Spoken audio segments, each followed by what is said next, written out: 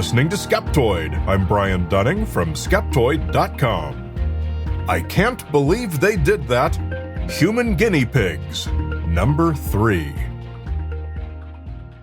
Welcome to the show that separates fact from fiction, science from pseudoscience, real history from fake history, and helps us all make better life decisions by knowing what's real and what's not. Once again, we are going to open our history books and turn to the chapter on scientists who gave it their all by experimenting on themselves, sparing innocent test subjects, and in most cases, willing to subject none but themselves to the worst diseases and torments out there. March 14th is Celebrate Scientists Day, and so today's episode is a chance for us to do just that.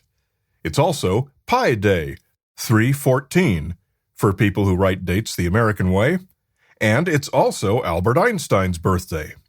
But today is our third installment of Skeptoid episodes about scientists who really took one for the team. See our 2 previous episodes on human guinea pigs, episodes number 305 and number 593. We're going to get started with one from fairly recent history, with a case that is all too relatable for many of us. Stuart Adams, 1923 to 2019. We're going to ease into it today and get started with a case of self-experimentation that is perhaps not the noblest and most courageous, but still an important one. Stuart Adams co-invented ibuprofen, the active ingredient in such pain relievers as Advil and Motrin. In 1971, he was at a conference where he was to present a session about his work. But, as one might do at a conference, he got wildly drunk the night before and woke up with a hangover that included a splitting headache. What to do? His creation had been found effective for pain relief in clinical trials, and he happened to have a bottle of it with him. What the heck, he figured, and downed a 600 milligram dose. His relief showed that ibuprofen could now take the crown as a miracle hangover cure. Today, conference attendees worldwide owe Stuart Adams their undying thanks for facilitating the nightly post-session partying. Frederick Banting, 1891 to 1941. Canadian doctor Sir Frederick Banting was one of those born overachievers. He discovered insulin, for one thing. He became the youngest recipient to date of the Nobel Prize in Medicine. He was knighted by King George V in 1934. He had 7 honorary degrees. And on the side, like just for grins, he became one of Canada's most important and best-known amateur artists, painting and sketching Canadian landscapes. He also served as a doctor in both World Wars. It was during his medical research in World War II that he turned to mustard gas, a chemical warfare agent that causes severe burns to the skin and respiratory tract, in hopes of finding a treatment. Unwilling to subject volunteers to such torture, he administered mustard gas to himself, causing severe burns, which he treated himself. The specifics of this do not seem to have ever been recorded in print, but how well he may have recovered doesn't matter much, as he died following a wartime plane crash shortly thereafter. Joseph Barcroft, 1872 to 1947. This Victorian physiologist had an interest in blood oxygenation and developed quite the reputation for experimenting on himself by pushing his own limits to the max while sealed inside a glass chamber, always dressed in his tweed suit and tie, as any good gentleman scientist adventurer would. Barcroft wanted to test the theory advanced by J.S. Haldane that at high altitudes in low oxygen conditions, the lungs were able to somehow directly secrete supplemental oxygen into the blood. To do this, he spent 6 days in the chamber with gradually reducing oxygen levels, often riding an exercise bicycle to simulate a strenuous climb to 5,500 meters, often sampling his own blood oxygen levels surgically, exposing an artery in his arm, tying it off, then making an incision directly into it. During World War I, Barcroft ran a similar experiment in a glass chamber with 500 parts per million of hydrogen cyanide poison gas, because why not? He and a dog both went inside and sealed themselves in. In just over a minute, the dog fell down unconscious. Barcroft scrambled to get out, bringing the dog's body with him. Barcroft went on a respirator. The dog, now dead, was set aside in the lab while efforts to revive Barcroft were successful, his symptoms lasting only about 5 minutes. When they came back into the lab the next morning, the dog was walking around, perfectly healthy, as if nothing had happened. Gyorgy Heesy, 1885 to 1966.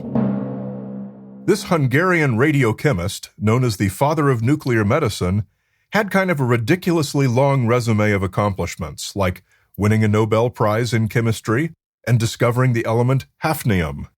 But one of the things he's best known for is the development of radioactive tracers. Put a radioactive compound into the body and track the way it spreads to find out where things end up and whether they get excreted. Upon whom did he first try this? Himself, of course. Luckily, Heesy knew enough about what he was doing that this was not especially dangerous. He took radioactive lead and dissolved it into a solution that he was able to drink. And then, over a period of weeks, he used a Geiger counter to track its dispersal within his body. Today, refined versions of this basic method are used commonly in medicine. He once used this technique to prove to everyone in the house where he boarded that the landlady was collecting uneaten meat from people's plates and recycling it in later meals. On one Sunday when she served genuinely fresh meat, he spiked his with radioactive lead and left part of it uneaten on his plate. A few days later, he brought an electroscope to the table to prove his discovery to all. He did not formally publish this particular experiment. Tim Freda, born 1968. Freda is unique on this list in that he was never a trained scientist, just a lover of snakes, especially of the venomous variety, and his snakes loved him back too, so much so that one day his pet Egyptian cobra bit him, injecting him with lethal venom. But he'd been bitten before and had developed a certain amount of resistance to it. And that was all well and good, but not even his fortified system was prepared for another bite just an hour later from his monocled cobra. That was too much. And Freda next woke up in the hospital after 4 days in a coma. And that was all he needed to discover his life's calling. Now the director of herpetology at a vaccination research company, Freda has since allowed himself to be bitten by snakes hundreds of times, nearly all of which have been on purpose, and many of which would kill someone whose system is not prepared for the challenge as his is. Many people around the world live where there are poisonous snakes and where life-saving care isn't exactly around the next corner. And Freda hopes that his work will lead to anti-venom treatments that will save countless lives. Ilia IL Mechnikov, 1845 to 1916. Mechnikov was an early giant in the science of immunology. He has been called the father of innate immunity, also the father of gerontology, honored with his birthday May 15th being Mechnikov Day, and he shared the 1908 Nobel Prize in Physiology or Medicine. He too experimented on himself, though unlike the others, it was a deliberate suicide. He just hoped that it would benefit others. For him, it was time to check out, and he wanted to do it the right way. It was actually his second suicide attempt. His first, an opium overdose following the death of his first wife, was not successful. For the second attempt, he injected himself with relapsing fever bacteria and carefully documented his body's responses as he died. But unaccountably, he survived the attempt, only to die later of heart failure after doing some of his most important work. Nikolai Minovich, 1868 to 1941. This Romanian professor of forensic science first made a splash with a study that found, contrary to popular wisdom, that there was no relationship between a propensity for tattoos and a criminal personality. But it was his self-experimentation with hanging that really swung him into the spotlight. He wanted to know what it was like to die by hanging, and so he hanged himself quite a few times until he had a pretty good idea. He tried it with both constricting knots and unconstricting knots. He tried it by being lifted by his assistants and by his own hand, and he tried being lifted only partially, all the way up to about 2 meters off the floor. He described one such experiment. As soon as my feet lifted off the ground, my eyelids shut violently, and my respiratory tract closed so hermetically that it was impossible to breathe. I could not even hear the voice of the employee holding the rope who was counting the seconds out loud. My ears were whistling, and both the pain and the need to breathe led me to cut the experiment short because I could not bear it anymore. I had to get down. The longest he ever lasted was 25 seconds. Wisely, he never attempted the version where you drop through a trap door to snap your neck. Justin Schmidt, 1947 to 2023. Justin Schmidt was an entomologist who was best known as the creator of the Schmidt Sting Pain Index, which rates the pain from the stings of various insects on a 5-point scale. 0 means it doesn't hurt at all.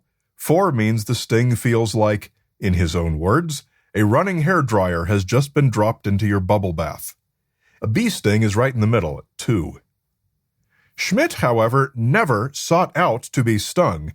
He was strictly an involuntary self-experimenter, despite often being written up as if he set out to do this on purpose and got himself stung on purpose. As an entomologist catching and handling countless insects, occasionally accidents do happen. He figured he was stung by some 150 different species in his lifetime. Luckily for him, he never seems to have been allergic. Only 3 insects occupy the glorified top slot at 4: the warrior wasp, the bullet ant, and the tarantula hawk. But perhaps an equally important question is how long you must endure that agony. With the tarantula hawk, the pain subsides after just a few minutes, but with the bullet ant, it can last for hours. Nicholas Sen, 1844 to 1908. Later the president of the American Medical Association, Dr. Sen made a name for himself by developing a clever test for perforated bowels, often caused by bullets in wartime. This test, which he performed on himself and upon others, was to inflate the bowels with pressurized hydrogen, which could be introduced via a hose inserted into the lower end. If there was indeed a perforation, the hydrogen would bubble out, and that it was indeed hydrogen could be verified by igniting it. Although Sen did not go quite that far on himself, he did describe the inflation experience thusly. When the intestines and the stomach had become fully distended, the feeling of distension was distressing, and was attended by a sensation of faintness which caused a profuse, clammy perspiration. A great deal of the gas escaped by eructation, which was followed by great relief. Anatolievich Albertovich Shatkin, 1928 to 1994.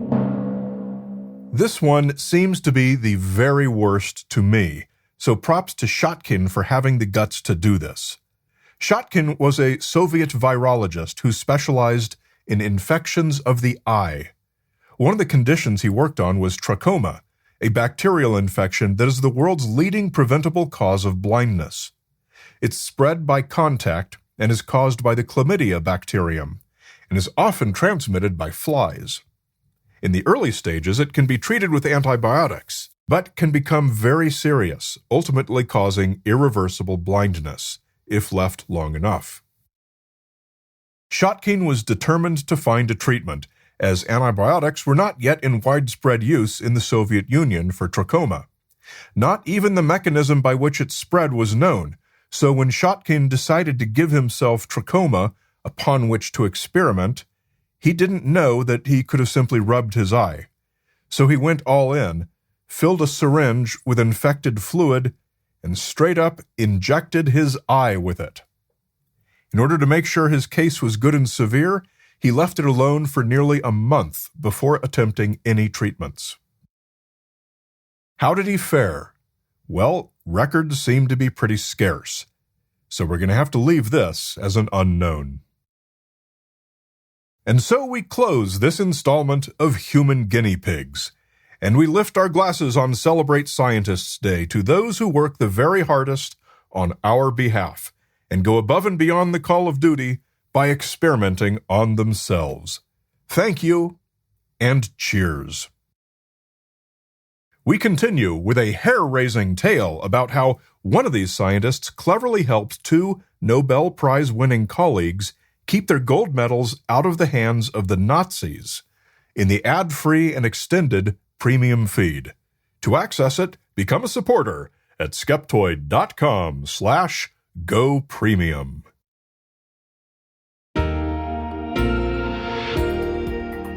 A great big Skeptoid shout-out to the premium members who make it possible for Skeptoid to celebrate science and the scientists who make it, including Glenn, Kesslerek, Corey from Detroit, and Trev Boyd.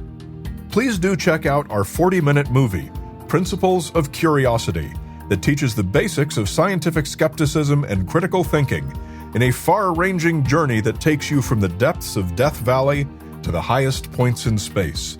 It's free on YouTube and at principlesofcuriosity.com, and includes free educational materials for all you teachers out there who want an awesome lesson in critical thinking for your class. Skeptoid is a production of Skeptoid Media. Director of Operations and Tinfoil Hat Counter is Kathy Reitmeyer. Marketing Guru and Illuminati Liaison is Jake Young. Production Management and All Things Audio by Will McCandless. Music is by Lee Sanders. Researched and written by me, Brian Dunning. You're listening to Skeptoid, a listener-supported program. I'm Brian Dunning from Skeptoid.com.